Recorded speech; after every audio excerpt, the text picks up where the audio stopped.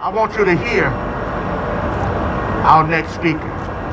I became aware of what was happening here through him. Too much truth. Not only did he make me aware, he's the one that gave me the book. You know, I like to read. I like to have my facts. I like to know what I'm talking about. We've gone to jail together numerous times. Derek, Senator Ford, myself, and others. But Derek Bozeman is for the people. No doubt about it. And did not just start being for the people. That brother got arrested when he was in college, taking over the administration. Brown Knights. Morris Brown College. And he's never stopped educating and encouraging. Let us make man. One of the most powerful movements in this nation.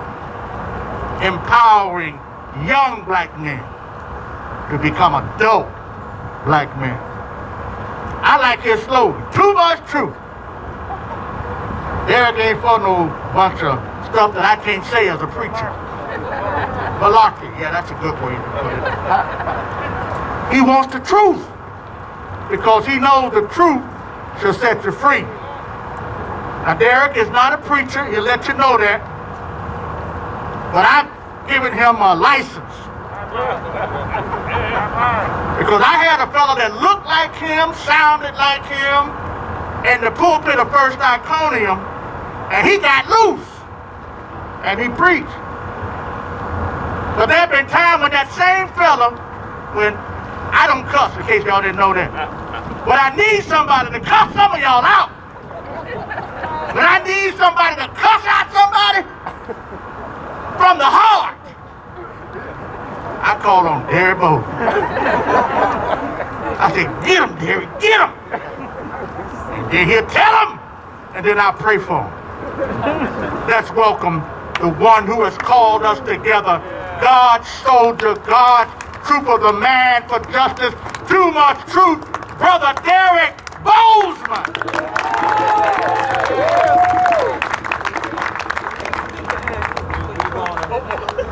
Let me say this. For all of those who have raised and lifted my name, I simply say it's not about me, it is to God be the glory. Yes, sir. I made the mistake of coming here a couple of Saturdays ago with nobody other than this young brother who I'm going to call on in a few minutes. The mistake I made was I was able to walk all the way into the fence. After recouping from an eye issue, I want y'all to know, if y'all looking at me funny, I just can't see you good. I've had a surgery on the eye and the foot that is bothering me. But I'm like Fannie Lou Hamer. I'm sick and tired of being sick and tired. Look at it. And when I came out here after fasting for 3 days, some said, go to Chattahoochee Brick Company.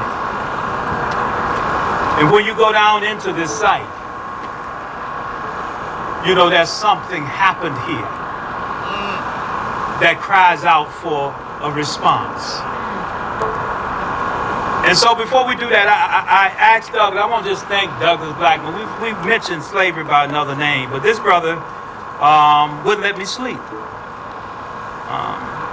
It's been hard sleeping for the last week or so. I want to thank all of these elected officials, Dustin, the president, all of these officials, the mayor. You know, one of the things I operate on, if you knew better, you should what? Do better. And so before I do anything, before we go any further, the solemnness of the hour requires in the mantra of this modern day movement that we call their names. Because when I stepped on this property, I had to leave, I had to exit expeditiously because I could feel the presence of them crying out for us. Yes, sir. Yes, sir. And let's be very clear now, don't y'all go into place, press, nobody else. I got a real special message for Norfolk Southern and for this legacy here. Because Norfolk Southern is not being truthful. Norfolk Southern issued a statement that flies in the face of the reality of what they were doing here. When we got here last week, there were heavy equipment and they've already begun dumping on the bodies. Okay, and so all of a sudden they issue a statement about what great corporate citizen Jim Squires ought to be ashamed of himself. And we really should be demanding his resignation for how he had allowed this to go, circumventing the city council who stood strong on this issue and said this should never happen. But this is what Jim Squires thought of this site here. This is what Norfolk Southern thought. They thought that about 10 of those would be sufficient here because each one of those represents millions of gallons of gas and even more millions of dollars of profit for them. So Norfolk Southern is not a friend of this community. The environmental racism, the environmental injustice that they were going to perpetrate by putting over 1 million cubic yards of soil here to what is already a floodplain. They didn't care whether the houses on the other side of Bolton Road got flooded or not by the imbalance of what they were doing. They don't care that this is on the Chattahoochee. And so we got a word for that. But come on, Elder, I want you to just read. Every week we're going to have the solemn prayers. And we're going to make sure that these who was wasted here, that they're never forgotten. And I can assure you, and I'm glad the President and City Council and Michael Bond and everybody else and the mayor saying that this place requires the kind of memorial to the dead that the living will never forget. We're not here asking Norfolk Southern for anything.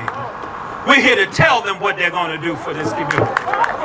We're not here begging for nothing. The days of begging are over. Damn it, they've enriched themselves like nobody's business on this property at the expense and the death of black and brown people. Somebody has to pay, and that has to be repaired. Yes, sir. And it ain't going to be what they tell us they want. We come to tell them what we want as a community. And so I'm going to let this young brother, this young warrior, you know, any movement worth its salt always got to have young people. Yes, I'm limping on one foot and can't see out of one eye. But there's no way in the hell I was going to miss being here today. But I want you to listen.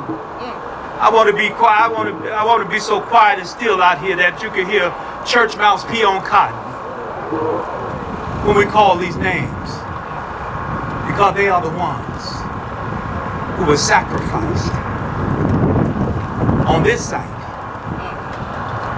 through a scheme of convict leasing that made the owners of this site so rich that not only did it lead to the founding of one bank, Fourth National Bank, it then led to the founding of First National of Georgia, which merged with another bank to become Wachovia, which merged with another bank to become Wells Fargo. It was seed money for Georgia Power and for Coca-Cola. They transferred money back and forth, $141 million of wealth back in those days. 250,000 bricks made from here daily, loaded on the railroad track, taken to downtown, and those bricks are sitting in Inman Park, Oakland City, Grant Park, all over Atlanta, and they didn't pay these people one dime. They owe us, and we come to get what they owe us. So we're going to read the first 25 names.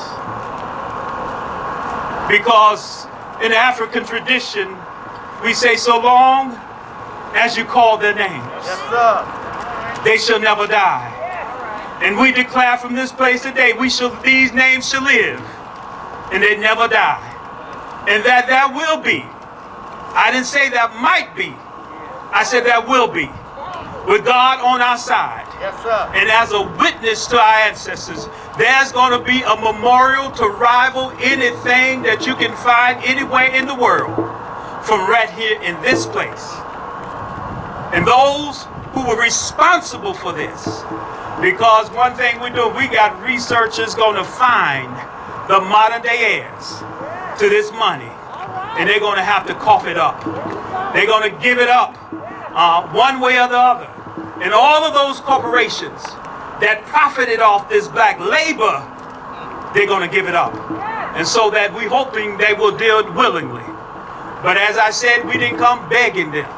We hope that your philanthropic and corporate sense of responsibility to say if it's $70 million y'all divided by the corporations out here and put up the money, and then the city money can just become the overlay. But we want the property paid for, delivered to the city, and then the plans of this community established with a permanent memorial where these names will be entered for posterity, and that I can come here in old age and sit here and remember that there was a radical remnant of people who were bold enough on a warm February day to declare that something must grow from this place that gives life. Yes, sir. And that redeems the soul of Atlanta. This is Atlanta's bloody history. Bloody. This is Atlanta's history. And the arc of the Marvel universe is long, and it bends towards justice, but it don't bend by itself. Say that. And so we're going to call these names. I'm going to make one or two other statements, and we'll be done. Brother Washington. Power to the people. People. Y'all, we're out here because we are beginning a victory. We said power to the people. Power to the people. Power to the people. Power to the people. I don't want everybody to get it confused. Today happened because of everyone out here in this community. This is the beginning. The fight is not over. Look to the person and say, it's not over. It's not over. We're just getting started. Just get started. When our enemies retreat, what do? We march forward. We did not pick here to pick sides. We came here to take over. So right now, as I call these names, please follow with Ashe as we affirm the sacrifice that they gave to us.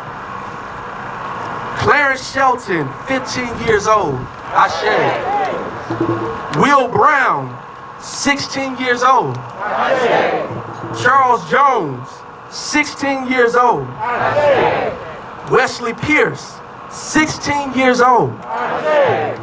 Guilford George, 17 years old. Ashe. Sam Brooks, 17 years old. Ashe.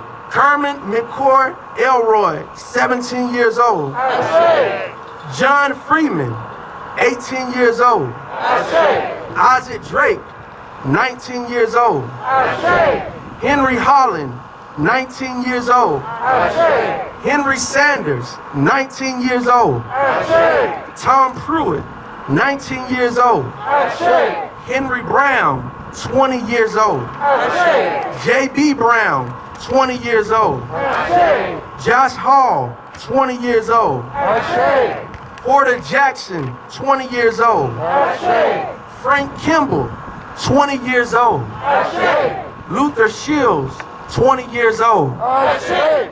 Prince Murray, 20 years old. Ashe. Simon Ray, 20 years old. Ashe. Wash Pryor, 20 years old. Ashe. Hudson Glover, 20 years old. Ashe. Grant Carson, 20 years old. Ashe. Frank Waite, 20 years old. Ashe. This is just a few. And as Mr. Blockman said, this was 1 month on this property. We will return until we lift up every name that is on this list and every name that we find, and until those names are permanently listed on this property. Respect. Respect. Respect. Brothers and sisters, we say to Jim Squires and to Norfolk Southern, the way the scheme went, when Lincoln could not develop this property, Lincoln Terminal, a South Carolina company, could not develop it because the city council had done their job by putting restrictions on the property. It's a floodplain. It required a special use permit. They went through the courts. They went through and tried to get it. The community stood up, said no. They said, well, we'll take you to court. The court case sit in Superior Court for about 3 years, I believe. Then all of a sudden it disappeared. See, I want you to understand the sleight of hand that Norfolk Southern is trying to play with us. And that's something, Grandmama Zora, my grandmama used to say, baby, that every closed eye ain't sleep now. All right? And so when they couldn't do it that way, they said, let's get with Norfolk Southern because railroads are giving extraordinary redevelopment authority that the federal government gave them hundreds of years ago. And so if it's within the distance of the railroad, they can build and do whatever they want to. Now, I'm telling you how dirty Norfolk Southern was. So Lincoln goes to Norfolk Southern and says, look, we own the land, we bought it, can we lease it to you and will you develop it for us? And Norfolk Southern said, what? Yes. They said, what? Yes. Over the objections of the council member and everybody else, they said, look, we'll build it for you.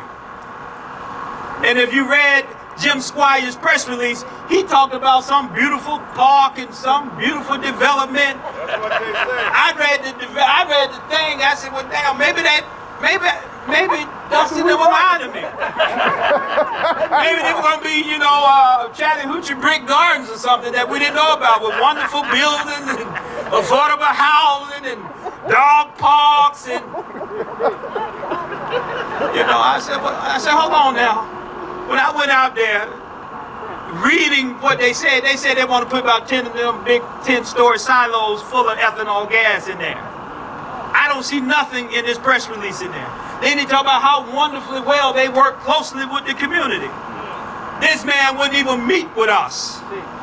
We asked for a meeting. Donna, all of us say, look, Mr. Squire, let's sit down, come and let's reason together. Oh, they didn't even return that call. But I'm just glad I've been in church enough time to know the giants do fall now. Yes, sir. Yes, sir. Giants do fall. And so they're not a friend of this community. So we're asking a couple of things and I'm done. We're asking for Norfolk Southern. Obviously, they've abandoned the project, so we're grateful for that. We're not asking them to use their influence. Clearly, if they were willing to cut a deal with Lincoln Properties, Lincoln Terminal, to build it, cut a deal with Lincoln now to donate it to the city of Atlanta. We don't want to pay one dime for it if we don't have to. We're asking Norfolk Southern to make them donate the property and then they turn it over to the city. Yes, sir. Do that. All right? And then if they say, well, they won't donate it to us, well, we're telling Norfolk Southern, use some of your considerable wealth to buy it for the city. Come on. Come on.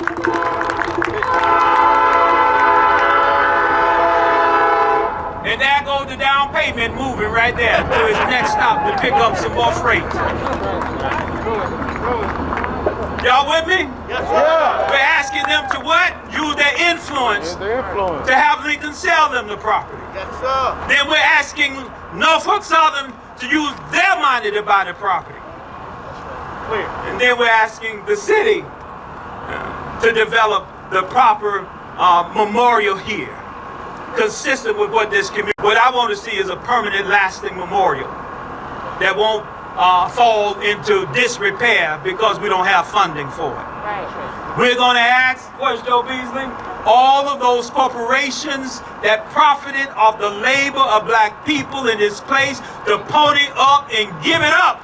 Yes, sir. I don't care if the park is $100 million.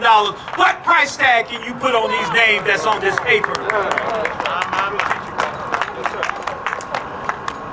Now, when we say we're sick and tired of being sick and tired, we're not asking Coca-Cola, Georgia Power, Wells Fargo. We're not asking. We ain't putting in no damn grant. We telling you, show up, just like you did when you profited off of these black bodies, and whatever it costs. I'm a 55-year taxpayer citizen of Atlanta. I don't mind my taxpayer dollars being used, but we got enough money in these corporations that profited off what went here that you shouldn't have to spend one dime out here. Respect. Y'all with me? Yeah, man. Yeah, man. Yes, sir. All right. Now, that's it. I mean, it's that simple. Yes, sir. This is not complex, and it ain't gonna take forever. Yes, sir. I'm telling you, this ain't finna get lost in no committee. Yeah. This ain't gonna get lost on the cutting room floor. they're going to come to the table fast. You know, this COVID season, I'm working from home. I ain't got nothing to do but put on a pair of pro games and picket in front of people's houses, picket your church, picket in front of your business. I ain't got nothing to do but time to picket.